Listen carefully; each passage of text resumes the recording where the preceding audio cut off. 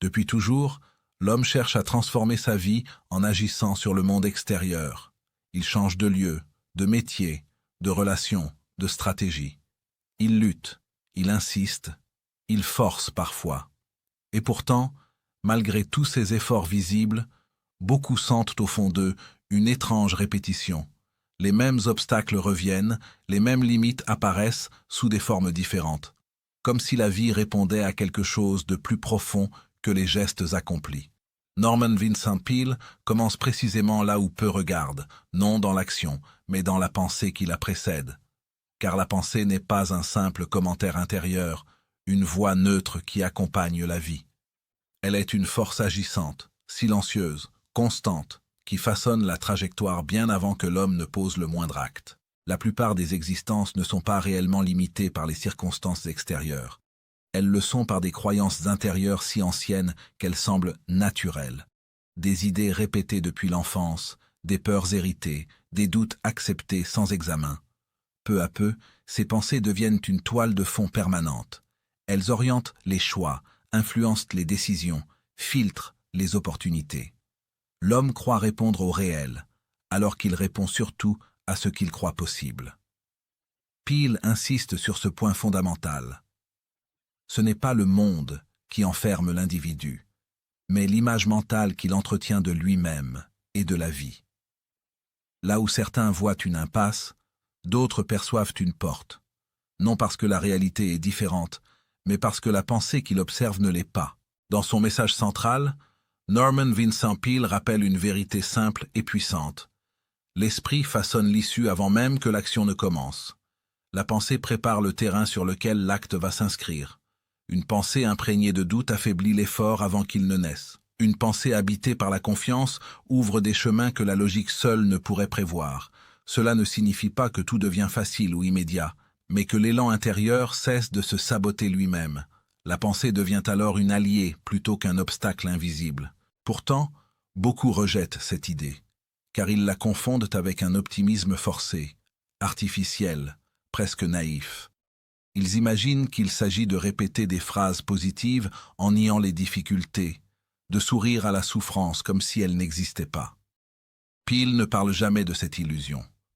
La pensée positive, dans son sens profond, n'est pas un maquillage mental. Elle n'est pas le refus de voir la réalité, mais le choix conscient de ne pas laisser la peur gouverner l'esprit. La différence est essentielle. L'optimisme forcé fatigue, car il lutte contre ce qui est. La foi intérieure réelle apaise, car elle s'enracine dans une confiance plus vaste que les circonstances immédiates. Cette foi dont parle Peale n'est pas nécessairement religieuse au sens strict. Elle est avant tout une posture intérieure, une manière de se tenir face à la vie. Elle dit « Même si je ne comprends pas encore, même si tout n'est pas clair, je choisis de ne pas me condamner par mes propres pensées. Je choisis de nourrir ce qui me renforce plutôt que ce qui m'épuise. Cette foi agit comme une source calme et continue. Elle ne crie pas, elle ne cherche pas à convaincre, elle transforme de l'intérieur, lentement mais sûrement. L'homme moderne sous-estime cette puissance parce qu'elle est invisible. Il croit davantage à ce qu'il peut mesurer qu'à ce qu'il ressent intérieurement. Pourtant, chaque décision importante naît d'un état mental préalable. Chaque relation est influencée par l'image que l'on se fait de soi et des autres.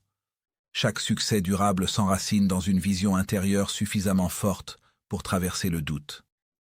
Peale invite à revenir à cette source oubliée, non pour contrôler la vie, mais pour cesser de se combattre soi-même. Découvrir le pouvoir de la pensée positive, tel que Peale le propose, ce n'est pas apprendre une technique de plus. C'est reconnaître une responsabilité intérieure, comprendre que l'on ne subit pas seulement la vie, mais que l'on dialogue constamment avec elle à travers ses pensées. Certaines ferment, d'autres ouvrent. Certaines alourdissent, d'autres allègent. Et ce dialogue se déroule en permanence, que l'on en soit conscient ou non.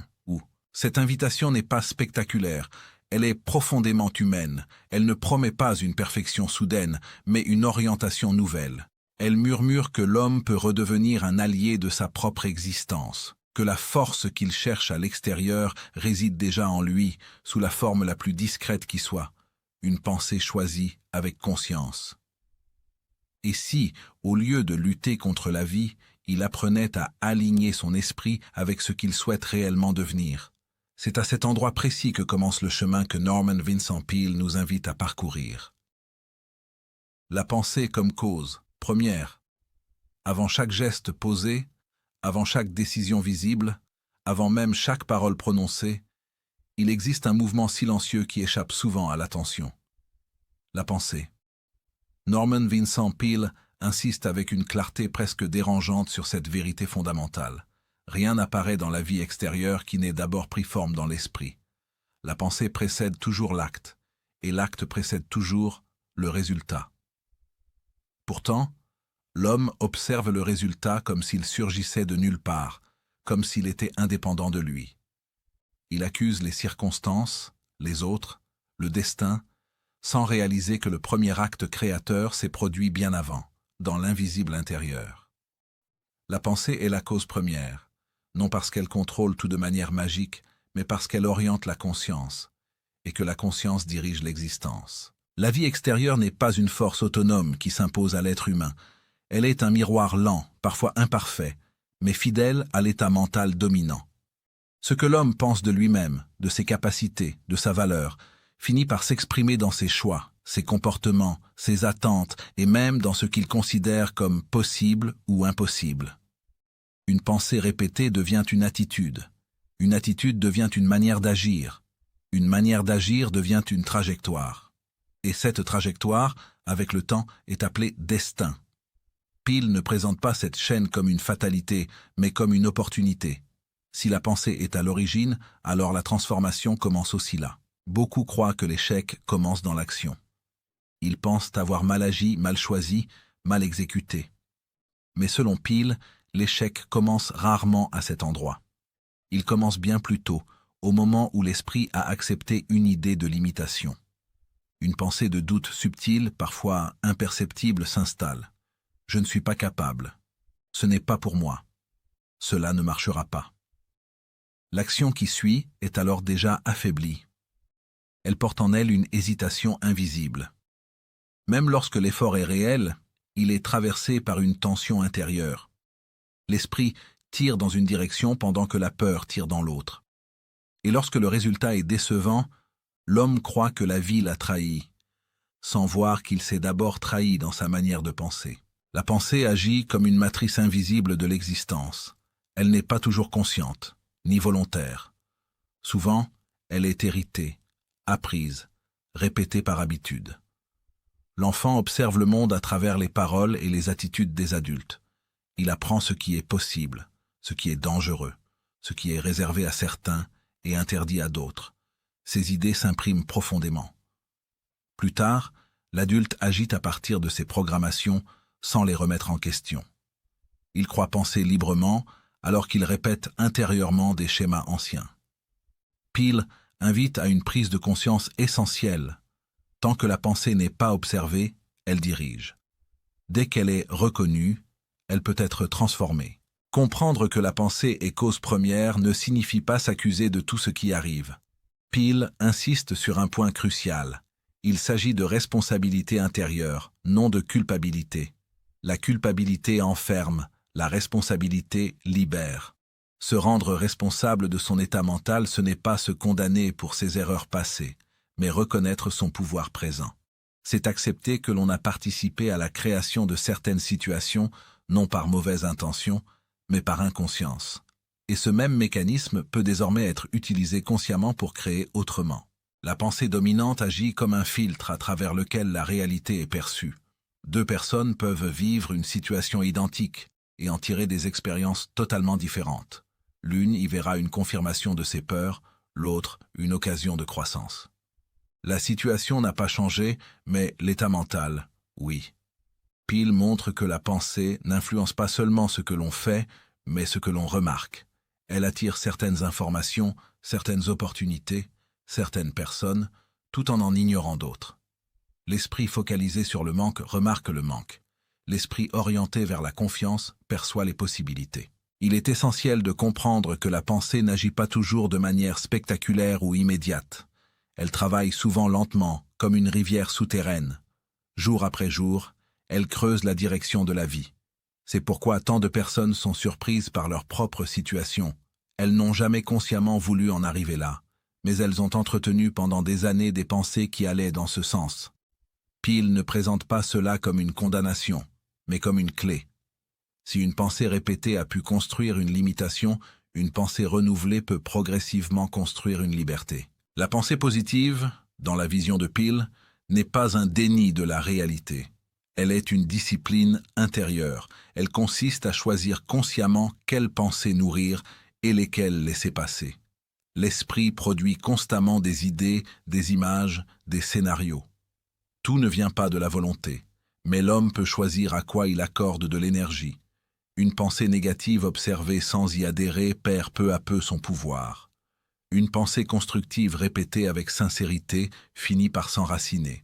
Retrouver la responsabilité intérieure sans culpabilité, c'est accepter que l'on peut changer de posture intérieure à tout moment. Le passé a pu être influencé par des pensées inconscientes, mais le présent offre toujours un point de départ nouveau. Peale rappelle que l'esprit humain possède une capacité remarquable de renouvellement. Il peut apprendre, désapprendre, réorienter. Ce processus demande de la patience, car les pensées anciennes ne disparaissent pas du jour au lendemain. Mais chaque choix intérieur compte. Chaque pensée alignée avec la confiance affaiblit un peu plus la peur. La pensée comme cause première explique aussi pourquoi certaines personnes semblent avancer avec fluidité, tandis que d'autres luttent sans cesse. Ce n'est pas nécessairement une question de chance ou de talent, c'est souvent une question d'accord intérieur.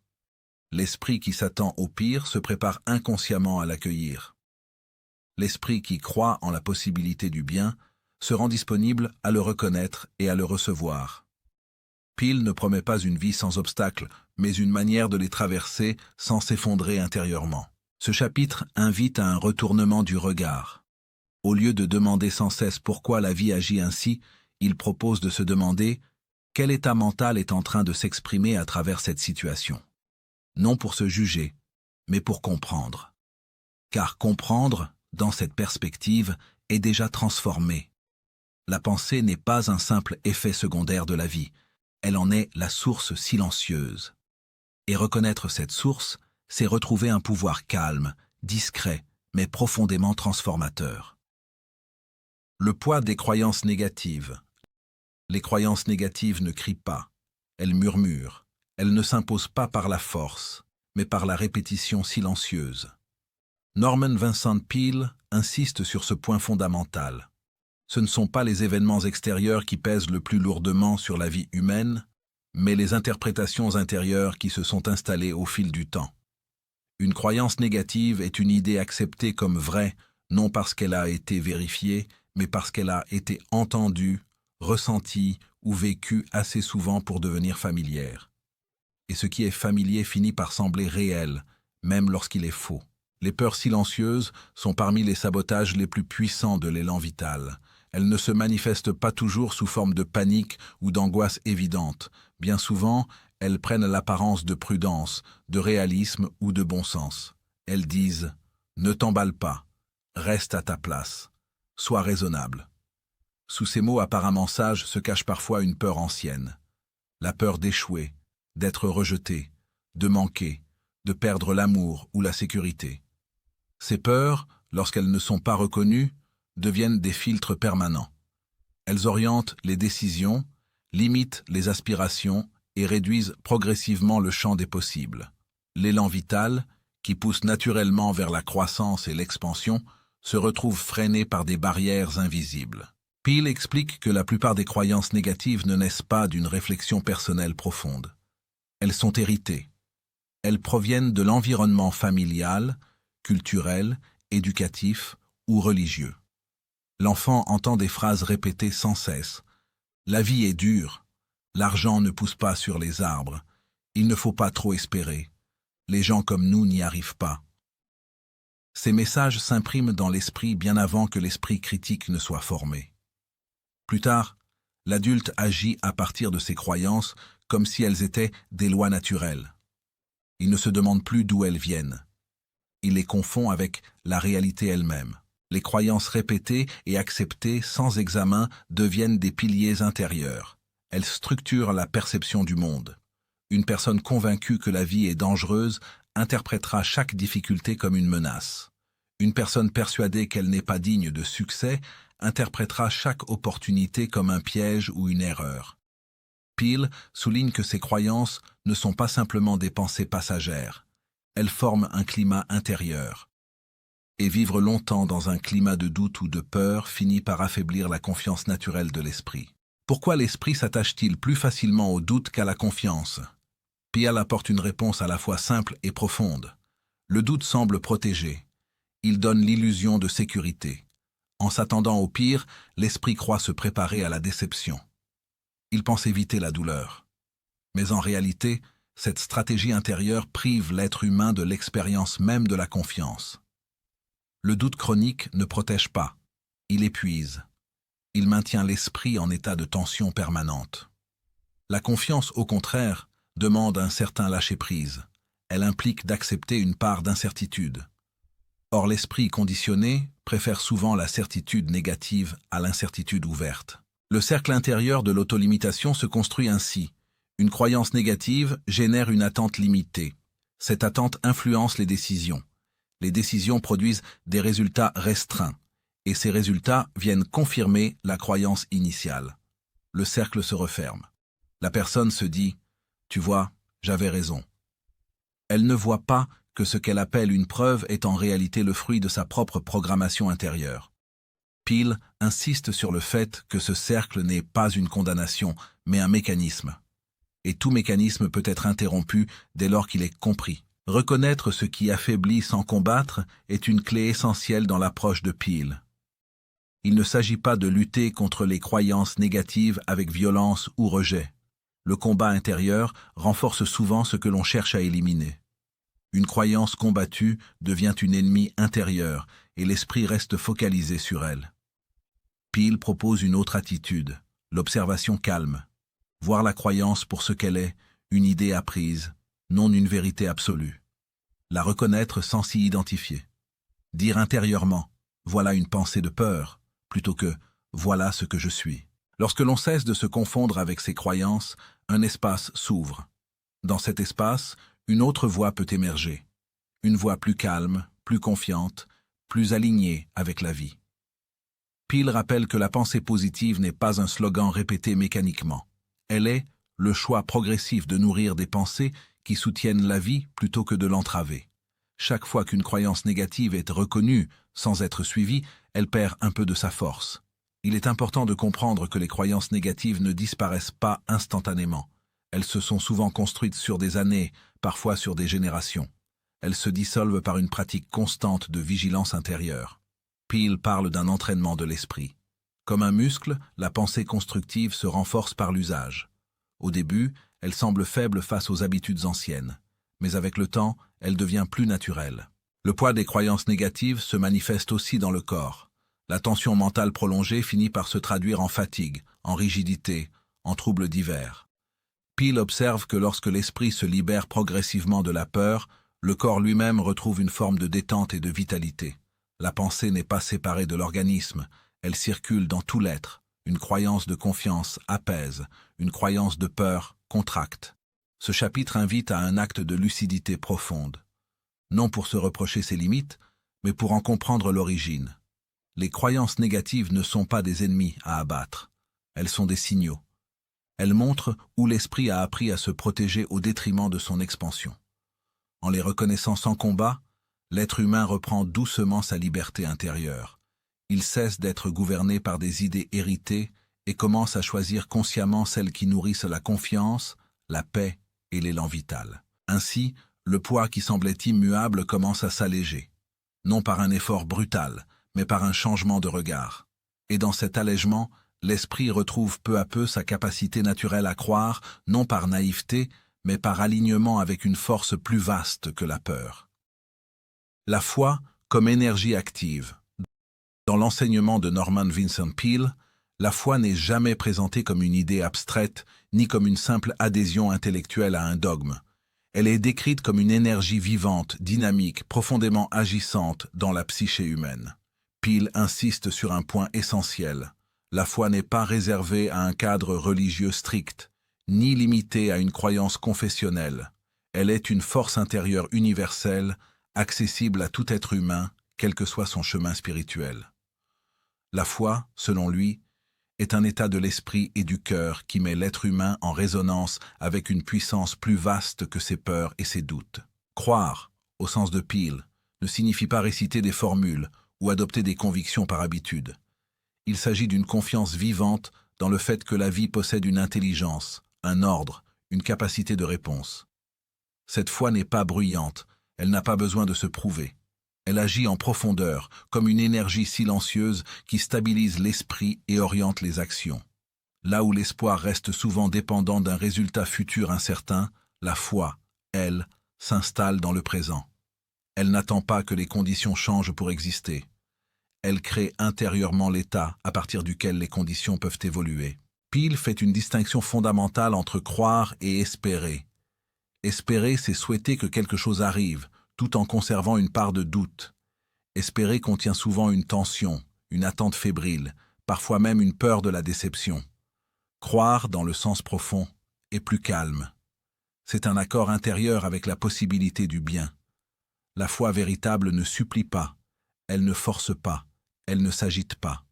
Elle repose sur une certitude tranquille que la vie peut répondre favorablement lorsque l'esprit cesse de se contracter. Cette foi calme ouvre des chemins que la force ferme.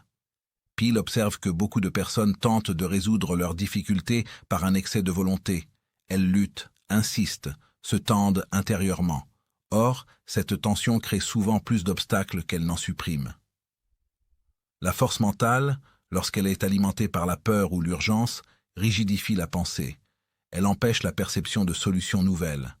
La foi, au contraire, détend l'esprit. Elle élargit le champ de vision. Elle permet à l'intuition, à la créativité et à la sagesse intérieure de se manifester. La confiance, dans cette perspective, devient un véritable état mental créateur. Elle n'est pas une attitude passive ou naïve. Elle est une posture intérieure active, mais sans agitation. Lorsque l'esprit est confiant, il cesse de se défendre en permanence. Il devient réceptif.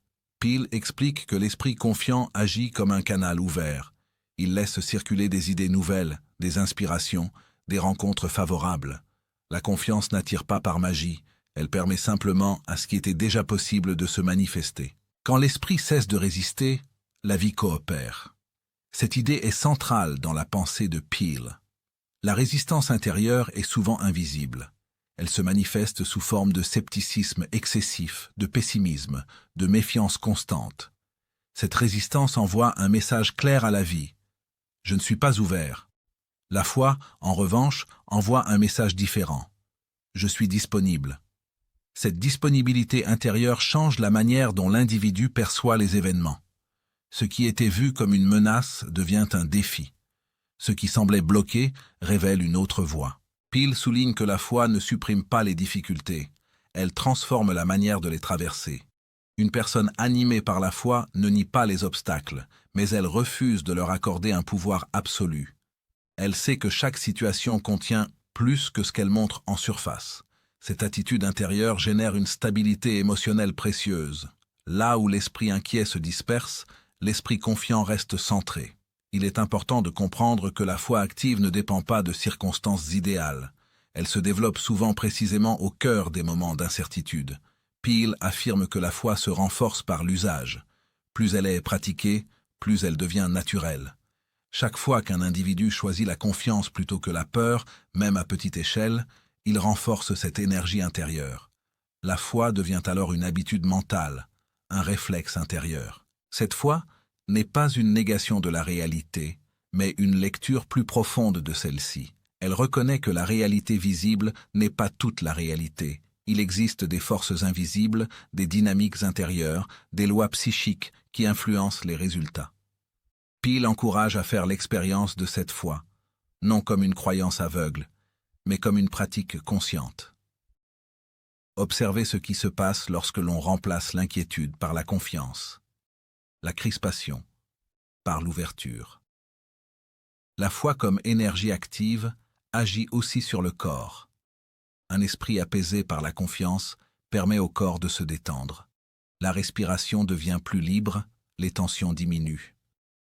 Peale, qui a beaucoup travaillé avec des personnes en situation de stress ou de maladie, note que l'état mental influence profondément la vitalité physique. La foi calme soutient les forces de récupération et de régénération. Enfin, Peale rappelle que la foi ne consiste pas à contrôler la vie, mais à coopérer avec elle. Il ne s'agit pas d'imposer sa volonté personnelle à l'univers, mais de s'aligner intérieurement avec un principe de bien, de croissance et d'ordre. Cette coopération intérieure transforme l'expérience humaine. L'effort excessif laisse place à l'action juste. La peur de l'échec se dissout dans la confiance du processus. Ainsi, la foi devient une énergie active, non parce qu'elle force les événements, mais parce qu'elle transforme celui qui agit. Et lorsque l'être humain change intérieurement, la vie, inévitablement, répond différemment. La discipline de la pensée. Dans Le pouvoir de la pensée positive, Norman Vincent Peale insiste sur une vérité souvent mal comprise. Penser positivement ne signifie pas nier la réalité, ni se réfugier dans une illusion confortable. La discipline de la pensée n'est pas un aveuglement volontaire, mais une orientation consciente de l'esprit. Peale combat l'idée simpliste selon laquelle la pensée positive serait une forme de fuite. Au contraire, elle est une manière lucide de faire face à la réalité sans se laisser dominer par ses aspects les plus sombres. Voir le réel tel qu'il est ne signifie pas lui accorder le dernier mot. La pensée disciplinée reconnaît les faits, mais choisit l'angle intérieur à partir duquel ils seront vécus. La plupart des êtres humains pensent subir leurs pensées, comme si celles-ci étaient des phénomènes incontrôlables. Peale rappelle pourtant que l'esprit possède une faculté fondamentale, le choix. Même si certaines pensées surgissent spontanément, l'individu conserve toujours le pouvoir de décider lesquelles il nourrit, lesquelles il renforce et lesquelles il laisse se dissoudre. La discipline de la pensée commence précisément ici, dans la reconnaissance que l'orientation mentale est une responsabilité personnelle. Ce choix n'est pas toujours facile, mais il est toujours possible. Choisir l'orientation mentale ne signifie pas forcer l'esprit à être joyeux en permanence. Peale met en garde contre la violence intérieure que représente le refus des émotions naturelles. La discipline n'est pas une lutte brutale contre la peur, le doute ou la tristesse. Elle est une vigilance douce. Observer une pensée négative, la reconnaître, puis décider consciemment de ne pas s'y installer. Cette approche respecte le fonctionnement naturel de l'esprit, tout en l'éduquant progressivement. La répétition joue ici un rôle central. Peale explique que les pensées répétées deviennent des habitudes mentales et que ces habitudes façonnent la réalité intérieure. Ce que l'esprit répète finit par lui sembler vrai, naturel, évident. Ainsi, une pensée de doute répétée des centaines de fois devient une croyance limitante solide. À l'inverse, une pensée de confiance répétée avec constance s'enracine et devient une base intérieure stable. La discipline de la pensée repose donc moins sur des moments d'intensité que sur une constance tranquille. Cette répétition agit comme une programmation intérieure. L'esprit humain fonctionne par association. Lorsqu'une pensée positive est régulièrement associée à une situation donnée, elle finit par surgir spontanément. Peale montre que l'on peut entraîner l'esprit de la même manière que l'on entraîne un muscle. Au début, l'effort est conscient. Puis, avec le temps, la nouvelle orientation devient naturelle. La pensée disciplinée cesse d'être un effort pour devenir un état. Peale insiste sur l'importance de la vigilance plutôt que de la lutte. Lutter contre une pensée négative lui donne souvent plus de force. La vigilance, au contraire, consiste à rester attentif sans se crisper. Observer une pensée comme un phénomène passager sans s'y identifier totalement. Cette posture intérieure crée une distance salutaire. L'individu n'est plus prisonnier de ce qu'il pense à un instant donné. Il devient le témoin actif de son monde intérieur. Installer une nouvelle direction intérieure demande du temps et de la patience. Peale déconstruit l'idée de transformation instantanée. La discipline de la pensée est un processus progressif. Chaque correction intérieure, même minime, participe à un changement profond. Ce travail invisible est souvent sous-estimé, car ses effets ne sont pas immédiatement spectaculaires. Pourtant, il est durable. Ce qui se transforme lentement s'enracine solidement. La discipline de la pensée implique également une sélection consciente des influences extérieures. Peale souligne que l'esprit est perméable à son environnement. Les paroles entendues, les images répétées, les conversations habituelles nourrissent certaines orientations mentales. Choisir ce que l'on consomme mentalement fait partie intégrante de la discipline. Il ne s'agit pas de se couper du monde, mais de filtrer ce qui affaiblit inutilement l'esprit. Cette discipline n'a rien de rigide. Elle est vivante, adaptable. Elle tient compte des fluctuations naturelles de l'état intérieur. Peale rappelle que même les esprits les plus entraînés traversent des moments de doute. La différence réside dans la durée de ces états. Là où l'esprit non discipliné s'installe durablement dans le pessimisme, l'esprit entraîné revient plus rapidement à une orientation constructive. Peale relie cette discipline à une forme de respect intérieur. Discipliner sa pensée, c'est reconnaître la valeur de son propre monde intérieur. C'est refuser de laisser l'esprit devenir un lieu de désordre permanent. Cette attitude renforce l'estime de soi, non par orgueil, mais par cohérence intérieure. L'individu qui veille sur ses pensées développe une relation plus saine avec lui-même. Peu à peu, cette discipline modifie la manière dont la vie est perçue. Les mêmes événements, vécus avec une orientation mentale différente, produisent des effets différents. Les difficultés ne disparaissent pas nécessairement, mais elles perdent leur pouvoir paralysant. La pensée disciplinée ne dramatise pas excessivement. Elle cherche des issues, des apprentissages, des ajustements possibles. Enfin, Peale souligne que la discipline de la pensée n'est pas une fin en soi. Elle est un moyen de libérer l'énergie intérieure. Un esprit constamment envahi par des pensées négatives gaspille une immense quantité de force vitale. En orientant consciemment ses pensées, l'individu récupère cette énergie. Elle devient disponible pour l'action, la créativité, la relation aux autres. Ainsi, la discipline de la pensée n'est pas une contrainte, mais une libération progressive. Elle ne cherche pas à fabriquer un optimisme artificiel, mais à installer une direction intérieure cohérente, stable et féconde. En choisissant chaque jour l'orientation de son esprit, l'être humain cesse d'être ballotté par ses pensées et commence à devenir un acteur conscient de sa vie intérieure. Transformer l'échec par l'attitude intérieure. Dans Le pouvoir de la pensée positive, Norman Vincent Peale aborde l'échec non comme une fin, mais comme un révélateur. L'échec, dans sa vision, n'est jamais une condamnation définitive, mais un message adressé à la conscience. Ce message n'est pas toujours agréable, mais il est toujours porteur de sens. Ce n'est pas l'événement en lui-même qui détermine la valeur de l'échec, mais la manière dont l'esprit l'accueille, l'interprète et l'intègre. L'échec devient destructeur uniquement lorsque l'attitude intérieure le transforme en verdict sur la valeur personnelle. Peale insiste sur une distinction essentielle. L'échec n'est pas une identité. Trop souvent, l'individu confond ce qu'il traverse avec ce qu'il est. Une tentative qui échoue devient alors une preuve d'incompétence. Une difficulté devient une confirmation d'impuissance. Cette confusion est l'une des sources majeures de la souffrance psychologique. Transformer l'échec commence par rompre cette identification. L'événement est extérieur, temporaire, circonstanciel. L'être, lui, demeure intact. La pensée joue ici un rôle central, car elle est l'interprète silencieuse de toute expérience.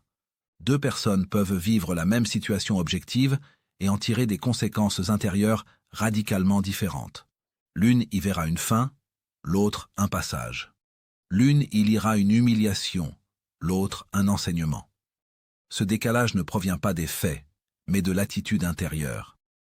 Peale montre que la pensée agit comme un filtre. Elle colore l'expérience avant même que celle-ci ne soit pleinement vécue. Lorsque l'échec survient, la réaction spontanée de l'esprit non entraîné est souvent la résistance ou la fuite. Résister en niant l'événement ou fuir en se dévalorisant. Dans les deux cas, l'énergie intérieure se bloque. Peale propose une troisième voie, l'accueil lucide. Accueillir ne signifie pas se résigner, mais reconnaître ce qui est sans y ajouter une charge émotionnelle excessive.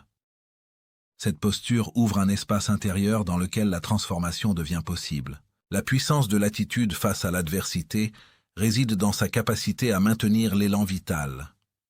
Une attitude intérieure constructive ne supprime pas la douleur, mais elle empêche celle-ci de devenir paralysante. Peale rappelle que l'adversité est inévitable dans toute vie humaine. Ce qui distingue les individus n'est pas l'absence d'échecs, mais la manière dont ils y répondent intérieurement. L'attitude devient alors une force invisible, mais décisive. Peale met en lumière un mécanisme subtil. L'échec devient souvent une prophétie autoréalisatrice lorsque l'attitude intérieure est négative. L'individu, convaincu qu'il est voué à l'échec, agit inconsciemment de manière à confirmer cette croyance. À l'inverse, une attitude intérieure ouverte, confiante, même au cœur de la difficulté, modifie les comportements, les décisions et les opportunités perçues. L'échec cesse alors d'être un mur et devient un seuil. Redonner du sens sans nier la difficulté est l'un des points les plus délicats de la pensée positive selon Peale. Il ne s'agit jamais de minimiser la douleur ou de prétendre que tout est facile. Une telle approche serait irréaliste et contre-productive. Le sens ne vient pas de la négation, mais de l'intégration. Reconnaître la difficulté, admettre la déception, puis chercher ce que l'expérience révèle sur soi, sur ses méthodes, sur ses attentes. Cette démarche transforme l'échec en ressource intérieure. Peale souligne que l'attitude intérieure agit comme un stabilisateur émotionnel. Face à l'échec, l'esprit indiscipliné oscille entre l'excès de culpabilité et l'excès de justification. L'un écrase l'individu, l'autre l'empêche d'apprendre. L'attitude équilibrée, elle, permet une analyse calme. Elle pose des questions utiles plutôt que des jugements définitifs. Que puis-je ajuster? Qu'ai-je appris? Que puis-je faire différemment? Ces questions ouvrent l'avenir au lieu de le fermer. Un autre aspect fondamental est la temporalité. L'échec semble souvent absolu lorsqu'il est vécu dans l'instant. L'attitude intérieure permet de réintroduire la notion de temps. Ce qui apparaît comme un échec aujourd'hui peut se révéler, avec le recul, comme une étape nécessaire. Peale rappelle que de nombreuses réussites durables sont nées d'échecs répétés. Ce n'est pas l'absence de chute qui mène à la réussite, mais la capacité à se relever sans perdre sa confiance fondamentale. La pensée positive, dans ce contexte, ne consiste pas à se convaincre que l'échec est une bénédiction immédiate.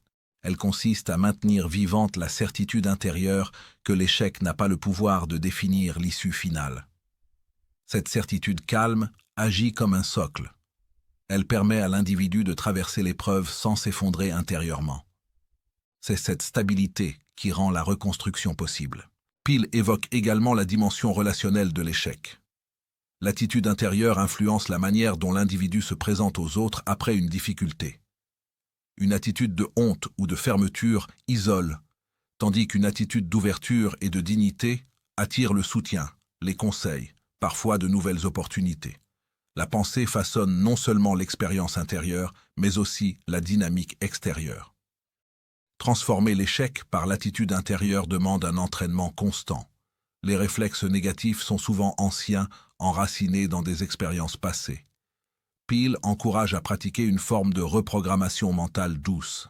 Chaque fois que l'échec survient, choisir consciemment une interprétation qui soutient la croissance plutôt que l'auto-sabotage. Ce choix répété devient progressivement naturel. Peale insiste enfin sur une idée essentielle. L'échec n'est pas l'opposé de la réussite, il en est souvent une composante. L'attitude intérieure permet de réconcilier ces deux notions.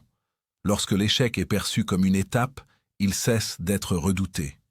Cette transformation intérieure libère une audace nouvelle. L'individu ose davantage, non parce qu'il est sûr de réussir, mais parce qu'il sait que l'échec ne le détruira pas. Ainsi, ce chapitre montre que la véritable victoire ne réside pas dans l'évitement de l'échec, mais dans la maîtrise de l'attitude intérieure face à lui. En changeant la manière de penser l'échec, l'être humain change profondément sa relation à la vie. Ce n'est plus la peur de tomber qui guide ses pas, mais la confiance tranquille qu'aucune chute ne peut anéantir sa valeur ni arrêter son évolution intérieure. La paix intérieure comme source de force. Dans Le pouvoir de la pensée positive, Norman Vincent Peale propose une idée profondément contre-intuitive pour l'esprit moderne. La véritable force ne naît pas de la tension, mais de la paix intérieure. Là où le monde glorifie l'effort constant, la pression mentale et la lutte permanente, Peale affirme que l'efficacité durable précède toujours d'un état intérieur calme. Ce n'est pas l'agitation qui produit les résultats les plus justes, mais la stabilité intérieure à partir de laquelle l'action devient claire, mesurée et alignée. La paix intérieure, dans la vision de Peel, n'est ni une fuite du réel, ni un retrait passif. Elle est une base, un sol ferme sur lequel l'esprit peut se tenir sans vaciller. Lorsqu'un individu agit depuis un état de paix, ses décisions sont moins impulsives, ses réactions moins excessives et son énergie mieux orientée. À l'inverse, lorsque l'action naît de la tension, même les efforts les plus sincères finissent par s'épuiser ou se contredire. Peel observe que le stress mental est l'une des plus grandes sources de gaspillage d'énergie vitale. Une grande partie de la fatigue humaine ne provient pas de l'action elle-même, mais de la résistance intérieure qui l'accompagne. Inquiétude excessive, anticipation négative, rumination, peur de l'échec, désir de tout contrôler. Ces mouvements intérieurs consomment une quantité immense d'énergie sans produire de résultats concrets. L'esprit tendu dépense plus qu'il ne crée. La pensée calme, au contraire, agit comme un centre de stabilité. Elle ne nie pas les défis, mais elle refuse de les amplifier intérieurement. Peel insiste sur le fait que la majorité des problèmes deviennent insurmontables, non pas par leur nature, mais par la charge mentale que l'on y ajoute. Lorsque l'esprit est calme, les problèmes sont perçus dans leur juste proportion. Ils cessent d'envahir tout l'espace intérieur et retrouvent à leur place réelle. La paix intérieure permet également une meilleure perception. Un esprit agité voit de manière fragmentée, partielle, souvent biaisée par la peur ou le désir. Un esprit calme observe avec plus de précision. Il capte des nuances, des opportunités, des solutions qui échappent à l'esprit tendu. Peel montre que de nombreuses erreurs ne sont pas dues à un manque d'intelligence, mais à un excès de tension mentale qui brouille le discernement. Dans son enseignement, Peel accorde une importance particulière au repos intérieur.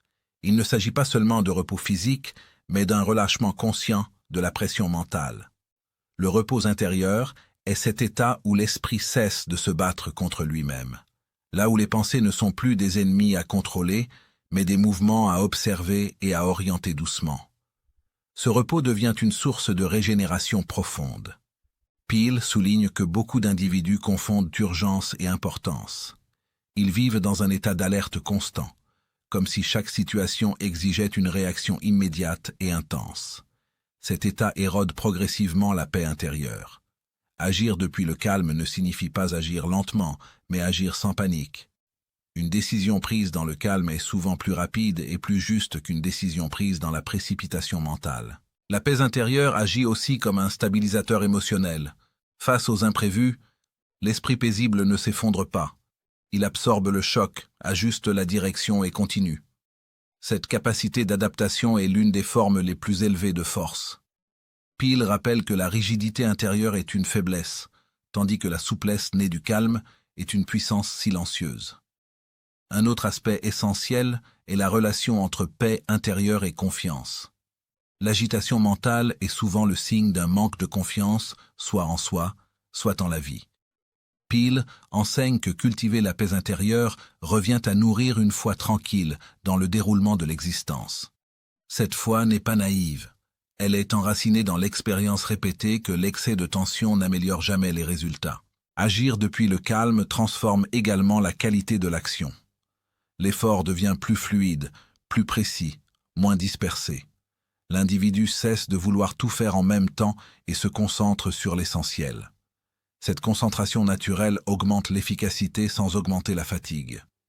Peel insiste sur le fait que la paix intérieure permet de canaliser l'énergie plutôt que de la dilapider. La pensée positive, telle que Peel la conçoit, ne consiste pas à se forcer à penser calmement, mais à créer les conditions intérieures de la paix. Cela passe par une discipline douce, choisir ses pensées, limiter l'exposition aux influences anxiogènes, instaurer des moments de silence intérieur, apprendre à relâcher les tensions mentales dès qu'elles apparaissent. Ces pratiques ne sont pas accessoires, elles sont fondamentales. Peel met également en garde contre l'illusion de la productivité sous pression. Beaucoup croient qu'ils fonctionnent mieux dans le stress, alors qu'ils confondent stimulation temporaire et efficacité durable. Le stress peut donner une illusion de mouvement, mais il réduit la clarté et use le corps et l'esprit. La paix intérieure, elle, soutient une productivité stable et soutenable dans le temps. La paix intérieure influence profondément les relations humaines. Un esprit calme communique différemment. Il écoute mieux, réagit moins violemment, comprend plus profondément.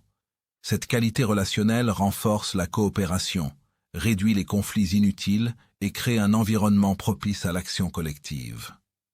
Peele montre que de nombreux conflits externes sont le reflet d'une agitation intérieure non résolue. Il insiste aussi sur la dimension spirituelle de la paix intérieure.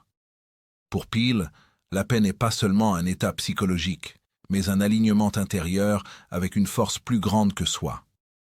Cet alignement procure une sensation de soutien intérieur, une impression de ne pas porter seul le poids de l'existence. Cette perception réduit naturellement la tension et renforce le courage. La paix intérieure ne supprime pas les défis, mais elle change la manière de les traverser.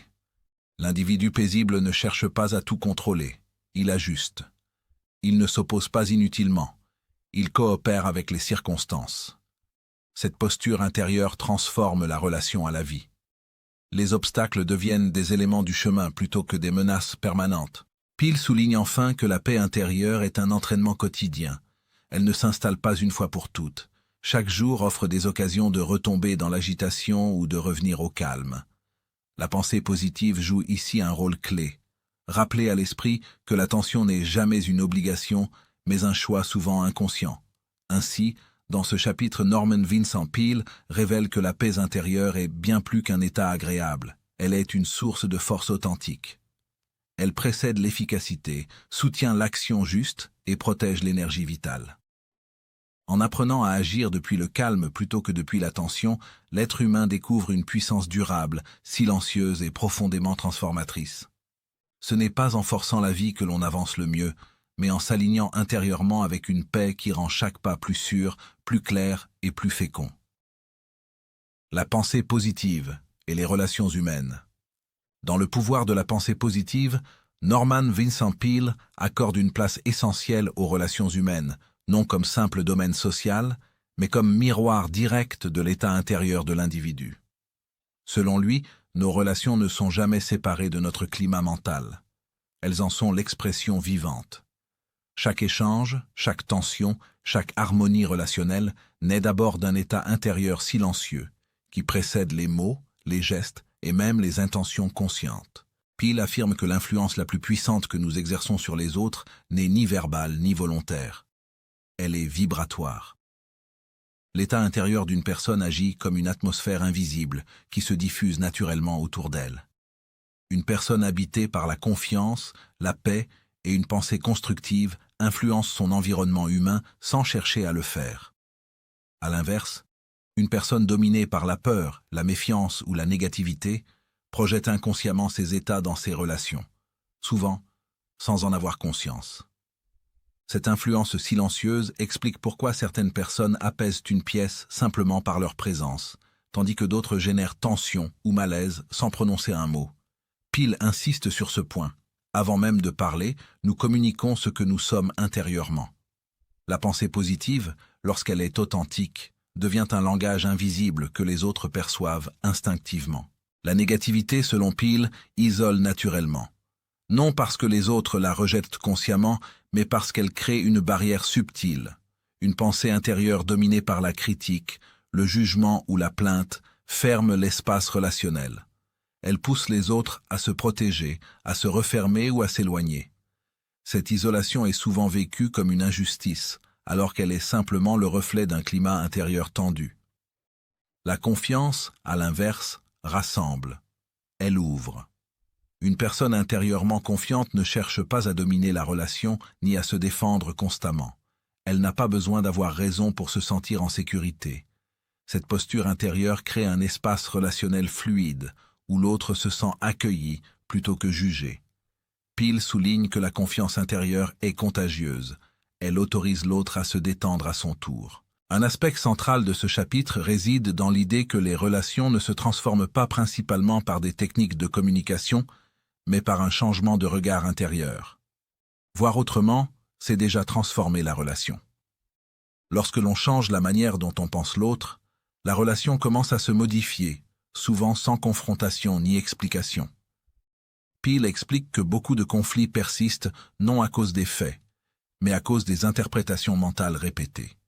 Nous finissons par ne plus voir la personne réelle, mais une image figée construite par nos pensées passées. Cette image agit comme un filtre. Tant qu'elle n'est pas remise en question, la relation reste enfermée dans les mêmes schémas.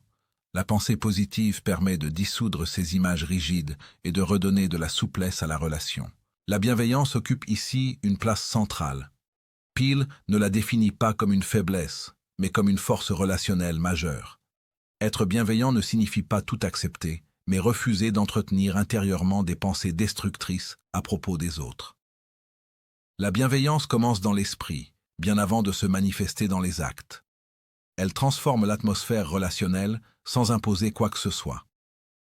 Changer l'atmosphère sans convaincre est l'un des enseignements les plus subtils de Peale.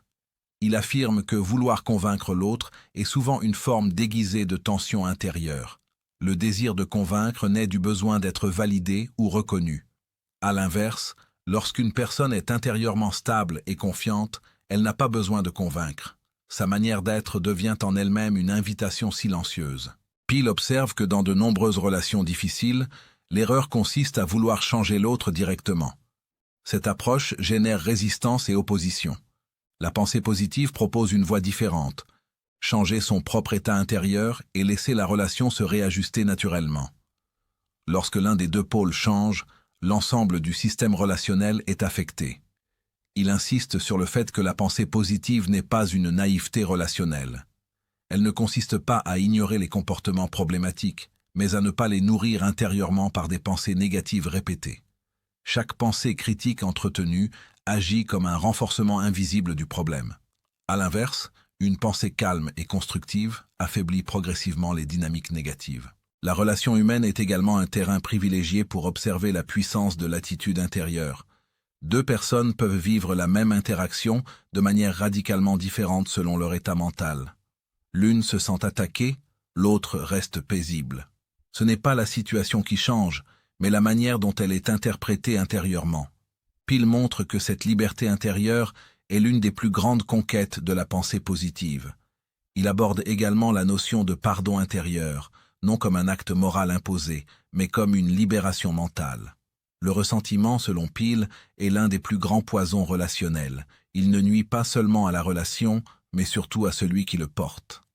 La pensée positive invite à relâcher ses charges mentales, non pour excuser, mais pour se libérer. La pensée positive transforme aussi la manière dont on écoute. Une personne intérieurement calme écoute sans préparer sa réponse, sans se défendre intérieurement.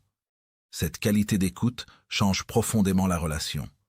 L'autre se sent reconnu, entendu, même sans accord total. Peale insiste sur le fait que beaucoup de tensions disparaissent simplement parce que l'autre se sent enfin accueilli intérieurement. Peale souligne également que la peur est l'ennemi principal des relations humaines. Peur d'être rejeté, peur de ne pas être respecté, peur d'être vulnérable. Ces peurs se traduisent par des comportements défensifs, agressifs ou fuyants. La pensée positive agit comme un antidote à ces peurs en renforçant la sécurité intérieure. Une personne qui se sent intérieurement solide n'a pas besoin de se protéger excessivement. Dans les relations familiales, professionnelles ou amicales, la pensée positive agit comme un facteur d'assouplissement. Elle réduit les tensions inutiles, désamorce les conflits avant qu'ils ne s'enracinent et permet des ajustements plus naturels. Peale montre que la majorité des conflits relationnels ne sont pas insolubles, mais simplement nourris par des états mentaux rigides.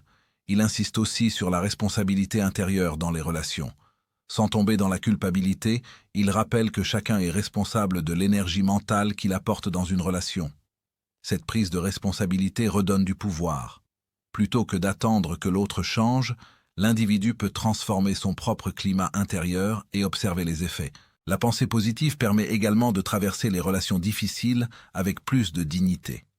Elle aide à ne pas se définir par le regard ou le comportement de l'autre. Cette autonomie intérieure est essentielle pour maintenir des relations saines. Peale affirme qu'une relation équilibrée ne peut exister que lorsque chaque individu conserve un centre intérieur stable. Enfin, Peale rappelle que les relations humaines sont l'un des plus grands terrains d'apprentissage de la pensée positive. Elles révèlent nos peurs, nos attentes, nos attachements, mais aussi notre capacité à aimer sans conditions excessives. En cultivant une pensée constructive, bienveillante et confiante, l'individu transforme non seulement ses relations, mais aussi sa propre qualité d'être. Ainsi, la pensée positive et les relations humaines, Norman Vincent Peale, montrent que la transformation relationnelle commence toujours à l'intérieur. Changer l'atmosphère sans convaincre, influencer sans imposer, rassembler sans forcer. Telle est la puissance discrète de la pensée positive appliquée au domaine humain. Les relations cessent alors d'être des champs de bataille émotionnels pour devenir des espaces de croissance, de compréhension et de paix partagée. Le succès comme conséquence intérieure. Dans Le pouvoir de la pensée positive, Norman Vincent Peale renverse une idée profondément ancrée dans la conscience collective. Celle selon laquelle le succès serait avant tout une conquête extérieure, arrachée au monde par l'effort, la lutte et la compétition. Pour Peale, cette vision est incomplète et souvent source d'épuisement. Le succès véritable, durable et équilibré n'est pas quelque chose que l'on force de l'extérieur, mais une conséquence naturelle d'un état intérieur aligné. Peale affirme que le succès n'est jamais un événement isolé. Il est le prolongement visible d'un processus invisible. Avant d'apparaître dans les faits, il existe déjà dans l'esprit sous forme de croyances, d'attitudes, de confiance ou de doute. L'échec, tout comme la réussite, prend racine bien avant l'action concrète. Ce que l'on appelle chance, opportunité ou circonstance favorable est souvent la réponse extérieure à un climat intérieur cohérent. Le succès n'est donc pas une conquête extérieure, mais une correspondance intérieure. Lorsqu'un individu aligne sa pensée, ses émotions et ses intentions dans une direction constructive, la vie commence à répondre différemment. Les opportunités ne sont pas créées par la force, mais attirées par la cohérence intérieure. Peale insiste sur ce point. L'alignement mental agit comme un aimant silencieux qui attire naturellement les situations correspondantes. Pourquoi cet alignement attire-t-il les opportunités? Parce que l'esprit humain fonctionne comme un filtre. Une personne intérieurement négative, anxieuse ou méfiante ne perçoit pas les mêmes possibilités qu'une personne confiante et ouverte. Les opportunités existent souvent déjà, mais elles ne sont visibles que pour un esprit prêt à les reconnaître. La pensée positive n'invente pas la réalité. Elle permet d'y accéder pleinement. Peale explique que beaucoup de personnes travaillent au dur sans obtenir de résultats durables parce qu'elles luttent intérieurement contre la vie. Elles avancent avec une peur constante de l'échec, une obsession du contrôle ou un sentiment de manque. Cet état intérieur crée une tension permanente qui bloque le flux naturel des choses. Le succès obtenu dans ces conditions est souvent fragile, instable ou insatisfaisant. La réussite durable, selon Peale, repose sur une base intérieure solide. Elle n'est pas seulement mesurée par des résultats matériels, mais par la paix, la stabilité et le sentiment d'accomplissement qui l'accompagnent. Un succès qui détruit la paix intérieure n'est pas un succès réel, mais une compensation. À l'inverse, un succès né d'un esprit calme et confiant tend à se maintenir et à s'approfondir avec le temps. Peale distingue clairement l'ambition anxieuse de l'aspiration alignée. L'ambition anxieuse cherche à prouver, à combler un vide ou à fuir une peur. Elle est tendue, impatiente et souvent insatisfaite même lorsqu'elle atteint ses objectifs. L'aspiration alignée, elle, naît d'un désir naturel d'expression et de contribution. Elle avance sans crispation excessive, avec une confiance fondamentale dans le processus de la vie. Travailler avec la vie plutôt que contre elle est un principe central de ce chapitre. Peale observe que lorsque l'individu cesse de se battre intérieurement contre ce qui est, il libère une énergie immense. Cette énergie peut alors être utilisée de manière créative plutôt que défensive. Le succès devient alors une collaboration avec la vie et non un affrontement permanent. Peale souligne que l'effort n'est pas éliminé, mais transformé.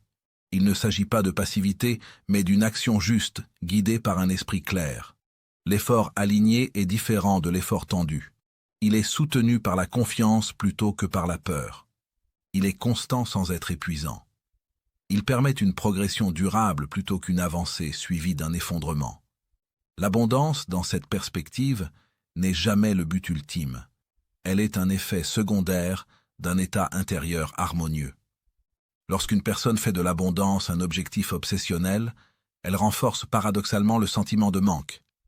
Ce manque devient alors le message dominant envoyé à l'esprit et à la vie. Peale insiste sur le fait que l'on attire ce que l'on est intérieurement, non ce que l'on désire désespérément. La pensée positive permet de transformer la relation au succès. Elle remplace la peur de l'échec par une confiance calme dans le processus. Elle permet d'agir sans être paralysé par le résultat. Cette liberté intérieure ouvre des chemins que la tension ferme. Peale observe que beaucoup de réussites apparaissent lorsque l'on cesse de les poursuivre avec anxiété. Il met également en garde contre la comparaison constante. Comparer son succès à celui des autres crée une agitation intérieure qui rompt l'alignement. Chaque individu a son propre rythme, son propre chemin et sa propre forme de réussite. La pensée positive invite à se concentrer sur sa progression intérieure plutôt que sur des standards extérieurs imposés. Peale rappelle que le succès véritable est profondément personnel. Il ne se limite pas à des indicateurs sociaux comme l'argent, le statut ou la reconnaissance. Il inclut la qualité de vie intérieure, la paix mentale, la capacité à aimer son travail et à se sentir utile. Un succès qui néglige ces dimensions finit par se transformer en fardeau.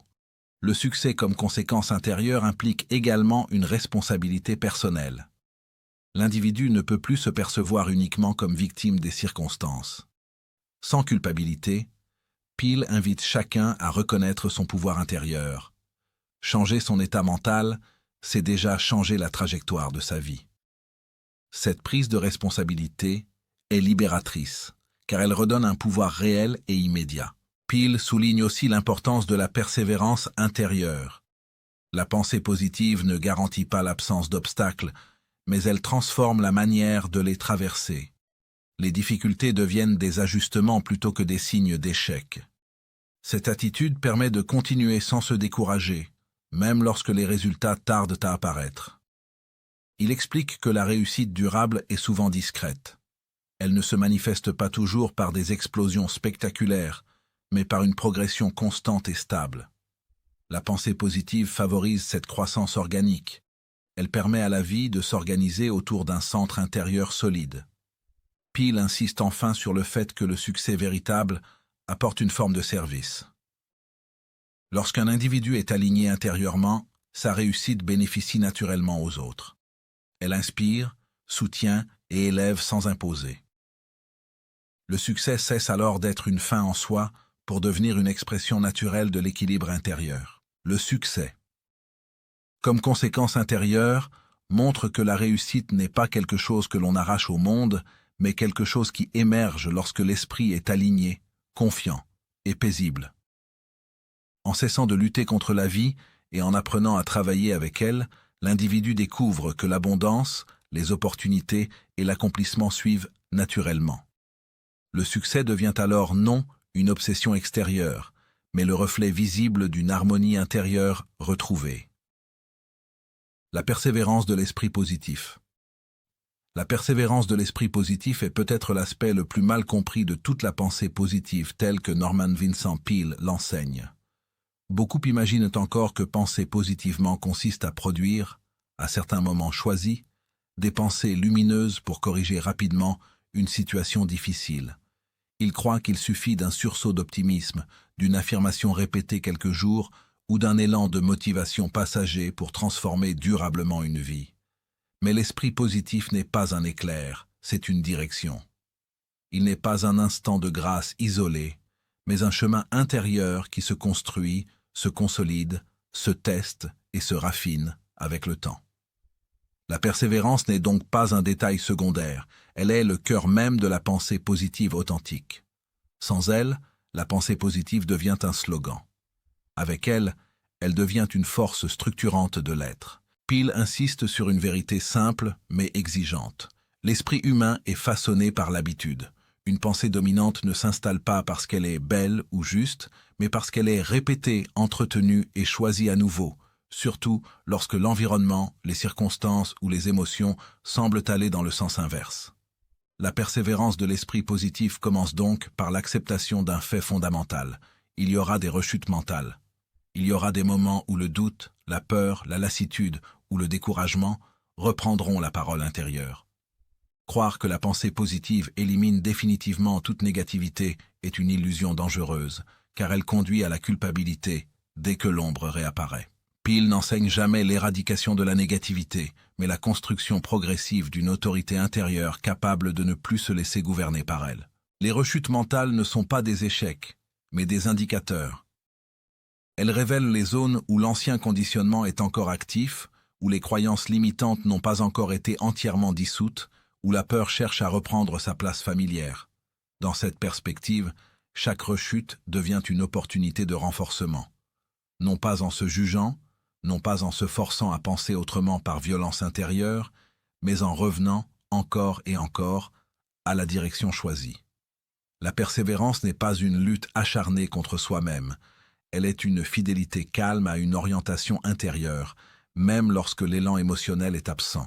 Il est essentiel de comprendre que la pensée positive ne fonctionne pas sur la base de l'intensité, mais sur celle de la constance. Une pensée calme, répétée sans tension, a infiniment plus de pouvoir qu'un enthousiasme excessif suivi d'un effondrement. Peel parle souvent de cette patience intérieure qui accepte que les transformations profondes prennent du temps. L'esprit, comme un sol longtemps négligé, ne se régénère pas en un jour. Les racines anciennes des peurs, des doutes et des automatismes mentaux ne disparaissent pas parce qu'on les condamne, mais parce qu'on cesse progressivement de les nourrir. La persévérance consiste précisément à nourrir autre chose, jour après jour, parfois sans résultats visibles immédiats.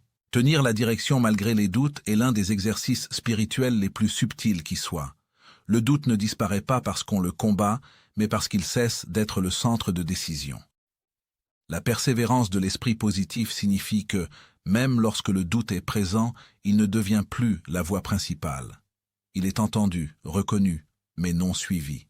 Cette capacité à continuer à agir, à penser et à choisir depuis un état intérieur constructif, même en présence de l'incertitude, est ce qui distingue la foi vivante de l'optimisme fragile. Peel rappelle que la foi n'est pas l'absence de peur, mais la décision de ne pas laisser la peur gouverner. Avec le temps, cette persévérance produit une transformation silencieuse mais profonde. L'esprit commence à se stabiliser. Les réactions émotionnelles deviennent moins extrêmes. Les pensées négatives, lorsqu'elles apparaissent, passent plus vite, comme des nuages qui ne s'installent plus durablement dans le ciel intérieur. Cette stabilité n'est pas une rigidité, mais une souplesse enracinée. Elle permet de traverser les difficultés sans s'effondrer intérieurement, de faire face aux échecs sans se définir par eux, et de continuer à avancer même lorsque les résultats tardent à se manifester. Construire une stabilité intérieure durable demande aussi de renoncer à l'impatience. L'impatience est souvent déguisée en ambition spirituelle, vouloir aller vite, vouloir guérir immédiatement, vouloir réussir sans délai. Mais l'impatience crée une tension qui contredit la pensée positive elle-même. Elle introduit une lutte subtile avec la vie, comme si l'on exigeait que les choses changent pour prouver que la pensée positive fonctionne. Peel invite à une confiance plus profonde. Continuer à cultiver l'état intérieur juste, indépendamment des délais apparents. Cette confiance n'est pas passive, elle est active dans la durée. La persévérance de l'esprit positif implique également de redéfinir le succès. Si le succès est uniquement mesuré par des résultats extérieurs rapides, la persévérance devient difficile, car elle dépend de facteurs souvent incontrôlables. Mais si le succès est compris comme la capacité croissante à maintenir un état intérieur constructif, alors chaque jour devient une victoire. Chaque fois que l'on choisit la confiance plutôt que la peur, la patience plutôt que la précipitation, la bienveillance plutôt que l'amertume, on renforce la structure intérieure qui soutiendra toutes les réussites futures. Peel souligne que cette persévérance transforme peu à peu la relation que l'on entretient avec soi-même. L'individu cesse de se percevoir comme un être fragile à protéger contre la vie et commence à se reconnaître comme une conscience capable de traverser les expériences sans se perdre. Cette transformation intérieure crée une nouvelle sécurité, indépendante des circonstances. Ce n'est plus le monde extérieur qui garantit la paix, mais l'orientation intérieure stable. C'est là l'une des plus grandes promesses de la pensée positive authentique. Non pas une vie sans défis, mais une force intérieure qui rend les défis traversables. Avec le temps, la persévérance devient naturelle. Ce qui demandait autrefois un effort conscient devient une seconde nature. Les pensées positives ne sont plus des affirmations artificielles, mais des réflexes intérieurs. La confiance s'installe comme un climat mental de fond. Cette évolution n'est pas spectaculaire, Et c'est précisément ce qui la rend durable. Elle se manifeste dans la manière de parler, de réagir, de décider, souvent sans que l'on s'en rende compte immédiatement. Les autres peuvent parfois percevoir ce changement avant soi, ressentant une présence plus stable, plus rassurante, plus constructive. Il est important de comprendre que la persévérance n'est pas une exigence morale, mais une conséquence naturelle de la compréhension. Plus on comprend le fonctionnement de l'esprit, moins on se décourage face aux rechutes.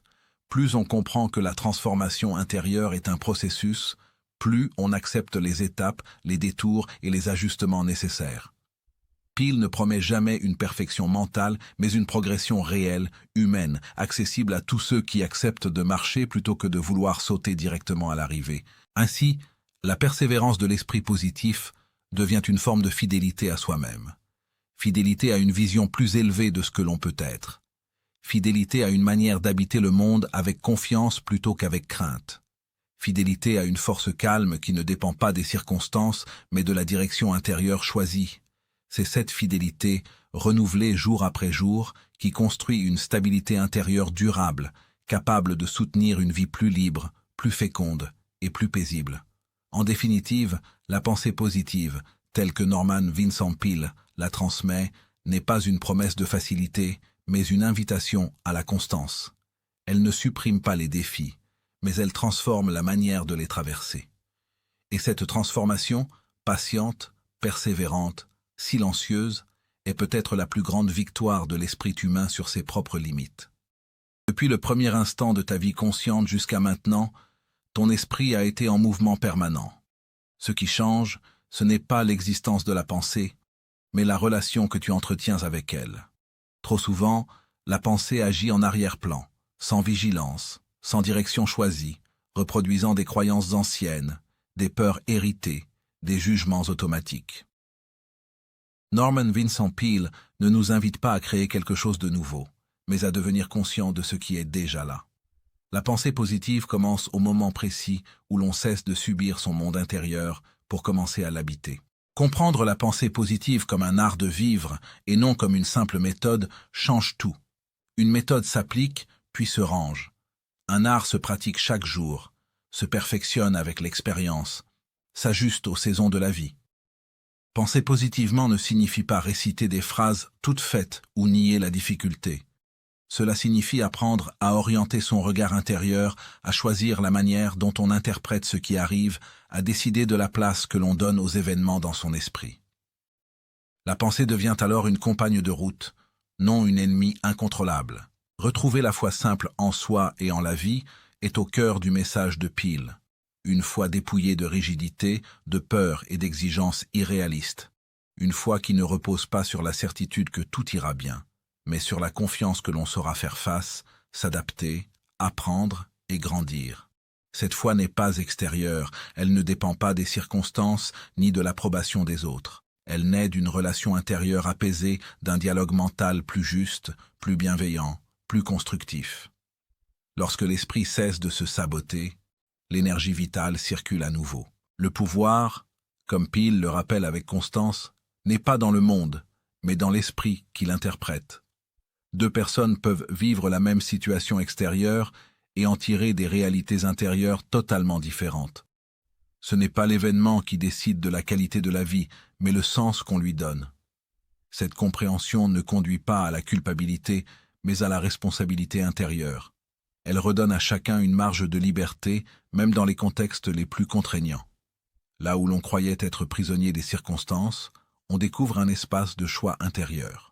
La pensée positive, vécue dans la durée, transforme progressivement la manière d'exister. Elle ne supprime pas la tristesse, la fatigue ou le doute, mais elle empêche ces états de devenir des identités permanentes. Elle enseigne à traverser plutôt qu'à s'installer. Elle crée une stabilité douce, non rigide, qui permet de rester debout sans se fermer, confiant sans naïveté, actif sans agitation. Cette stabilité est peut-être la plus grande richesse que l'on puisse cultiver, car elle ne peut être ni volée ni détruite par les aléas de la vie. Choisir chaque jour la direction intérieure devient alors un acte simple, presque discret. Il ne s'agit pas de contrôler chaque pensée, mais de revenir encore et encore vers une orientation choisie, la confiance plutôt que la peur, la clarté plutôt que la confusion, la bienveillance plutôt que l'amertume. Ce choix quotidien, même imparfait, construit une trajectoire. Et lorsque la trajectoire intérieure change, la vie extérieure finit toujours par suivre, parfois lentement, parfois de manière inattendue, mais toujours avec cohérence. L'invitation finale de Norman Vincent Peale est profondément humaine. Elle ne promet pas une existence sans difficultés, mais une manière plus consciente et plus digne de les traverser. Faire de la pensée une compagne de vie, c'est accepter de marcher avec soi-même, d'apprendre de ses erreurs mentales, de cultiver la foi patiente et la persévérance tranquille. Et dans ce compagnonnage intérieur, la vie cesse peu à peu d'être un combat permanent pour devenir un chemin de croissance, de sens et de confiance renouvelée.